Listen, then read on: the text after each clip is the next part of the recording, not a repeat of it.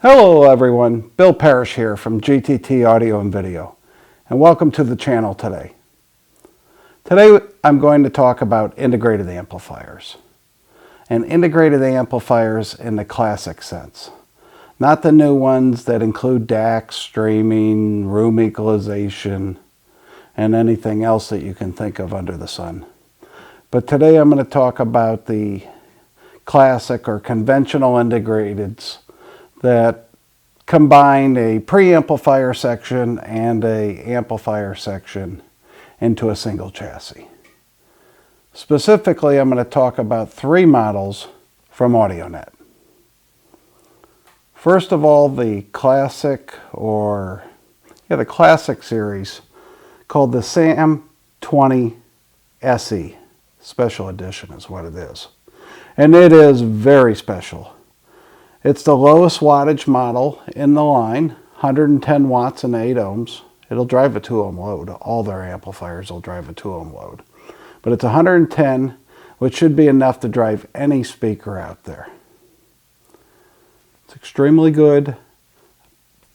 We've been importing it for a year now. No, not even. Yeah, maybe 9 months we've been bringing it in. And it's a beautiful integrated amp, and it will work with anything, and it's at a very obtainable price. Next is the Watt. It's part of the Ultra series, 167 watts and 8 ohms. And this Watt we used it at RMAF, won all sorts of awards. Used it a couple years ago, 2 years ago, down at Capitol Audio Fest. Won awards, best sound at the show. Peter Bruniger of AV Showrooms reviewed it, gave it a phenomenal review. It's a very, very special amplifier. Next, that brings us to the Ultimate series. The Humboldt at 320 watts a side. The Humboldt already got AV Showroom's Product of the Year. It was used at Capitol Audio Fest. Worldwide launch was at Capitol Audio Fest this past November. And it just had an amazing response. It's like the Stern and the Heisenberg. It's so transparent. It's so dynamic. It's got everything going for it. But rather than sit here and take my word for it, today I'm going to bring in a special guest. And here he is. As mentioned, we have a very special guest joining us today. Yeah. Greg Weaver, famous reviewer for the last 35 years. I mean, if there's a veteran reviewer in the industry... 32 for sure. I think I started in 88. I'm pretty sure I started in 88, so that would be 32. It still a lot of years. It still makes you a veteran in the industry, someone who's been writing about this for more than 3 decades. Yeah. And you've written for many journals, many print magazines. I've edited a few. I've written for a bunch, so... And today you're hanging your hat at 4 different houses. Well, 3 officially and the 4th coming. Okay. The 4th one will be probably by April. I should be doing something there, we think. So you're at the Absolute Sound, positive feedback, enjoy the music. Yep.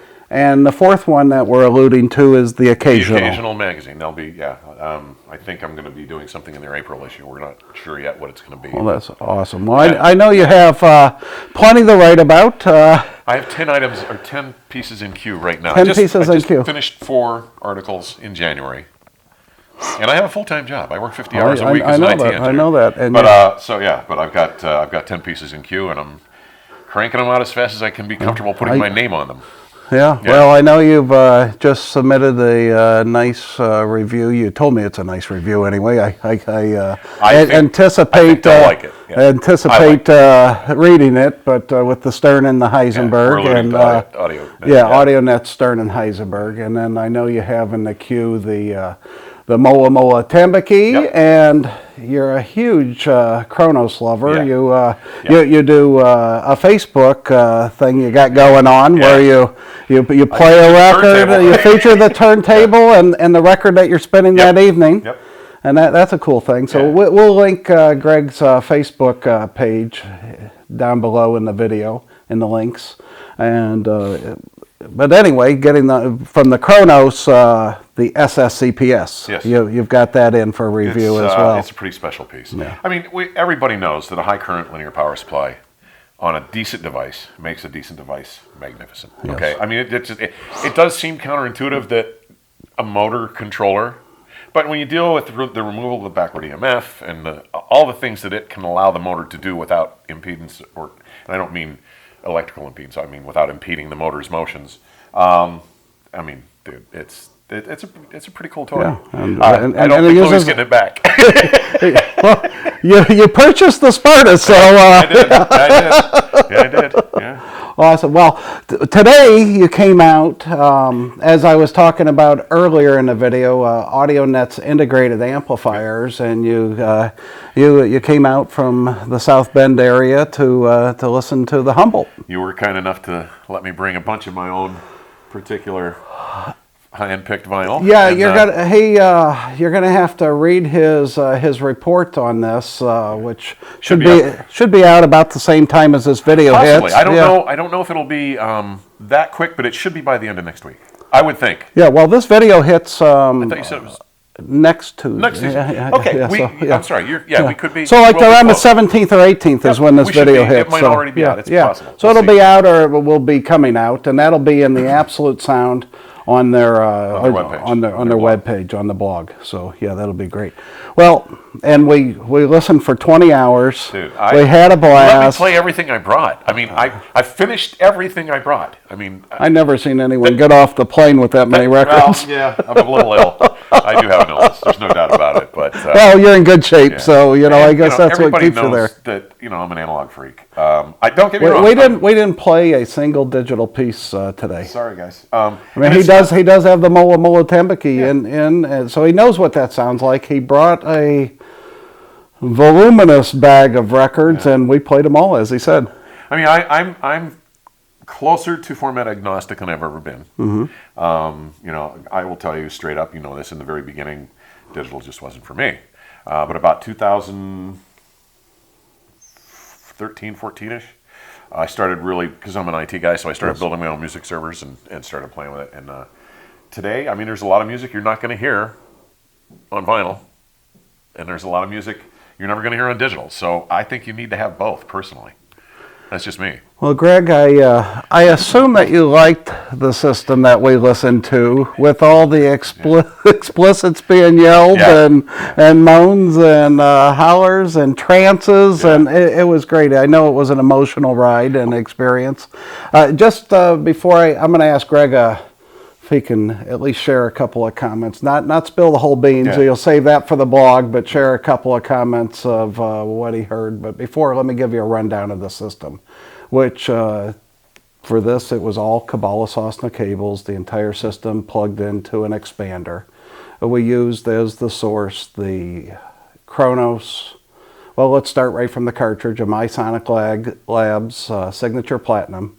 We used the Helena, the Kronos Helena, or I'm sorry. No, it was Black Beauty. It was the Black Beauty. It was the 12-inch arm, the 12-inch arm on the Black Beauty. We used the Sparta, the SSCPS, on AudioNet PAM G2 with an EPC. So AudioNet makes many different versions of the PAM phono stage. That one was dab smack in the middle, right there in the middle. And then the Humboldt connected to the YG Acoustics Haley 2.2s. So that Humboldt, what'd you think of it? Well, I have had the luxury of hearing it a little bit before. I heard it in Germany last year at Munich. And I think, you had that at Expona? No, Capitol. But we had it at Capitol. Capitol. Yeah, you heard it at Capitol, and you awarded it one of the best sounding rooms at the show. Well, So it's no secret, if you've read any of my work, that I'm an AudioNet fan. Yes. When you brought me the Max and the Pre G2, I was stunned. And then when you brought me the Stern Heisenbergs, I was beyond stunned. And I can tell you, I don't want to give it all away because I want you to read what I have to write about it. But if I had a nickel for every time I said tonal purity and texture with that device, I could probably buy a car. I mean, I was knocked out with this thing. Yes. I really think that what has happened with, granted, you've got 3 chassis you're putting into one, so there's going to be some compromise. Sure.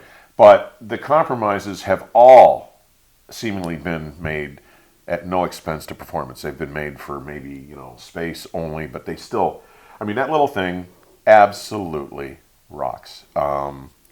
What it can do as an integrated at its price. I mean, it's a third of the big guys. 1/3. Yeah.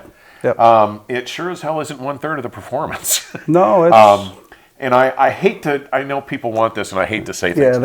but everyone wants percentage, It's a and I lot wouldn't. of the. I mean, Yeah. it's not anywhere near the same thing in No, terms no, of. no. And what we pay sensibility, for that last 1%, that's what we're always ridiculous. chasing, Ridiculous. right? The last fractions of But a it's percent. But it this is it's up there. Yeah. spectacular. This is one of the most emotive integrateds I've ever. I mean, as far as releasing the intent and the emotion and the dynamism that the artist was trying to put into the recording, Humboldt says, "Here you go." So Enjoy it. you're saying it's true to the source? I'm saying it's more than true to the source. It's true to the music. Oh, awesome. I mean, you saw me crying to a Beethoven piece we were playing over here in the big room a while ago. For me, this is an emotional road. I mean, it's not about the equipment. Unfortunately, I mean, I don't think anybody wants to spend a lot of money on gear. What they want is that emotional experience from the music. And unfortunately, once you hear what these things can do, you're not going to go back to a Circuit City receiver and a pair of box speakers. If you love the music, and I got to tell you, the guys at AudioNet seem to get that. They're music lovers. Yeah. They are music lovers. Well, when the first time I went to meet those guys in 2017 in Munich, everybody was into I mean, it was, yes, we build great machines, but it's because of the music. Yeah. And I cannot honestly, I mean, integrateds are a growing thing right now. They're doing really well. There's a lot of different companies doing it different ways, and I'm not going to give anybody a plug, but there are a lot of options and ways of doing this. But what AudioNet is doing, I think, at this point, from what I've heard, it is one of the most musically truthful, most authentic to the music experience versions of an all-in-one device that I can think of. Now, it's certainly not cheap, but then again, value is not. Separates aren't cheap either. Well, yeah, And, but the value that this thing presents as an all-in-one Yes. is just off the freaking charts in my estimation. I love it. But you always save, if you're running monoblocks, you're saving 2 power cords and an interconnect, and that can add up. Easily. Well, there you heard it from Greg Weaver,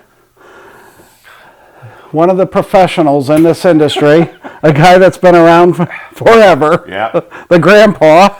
Doesn't look like I'm it, 100 though. years Yeah. old. It's no big deal. We'll see you in 2 weeks. Please share, subscribe, and comment below. Thanks, Bill. Thanks. Have a great day.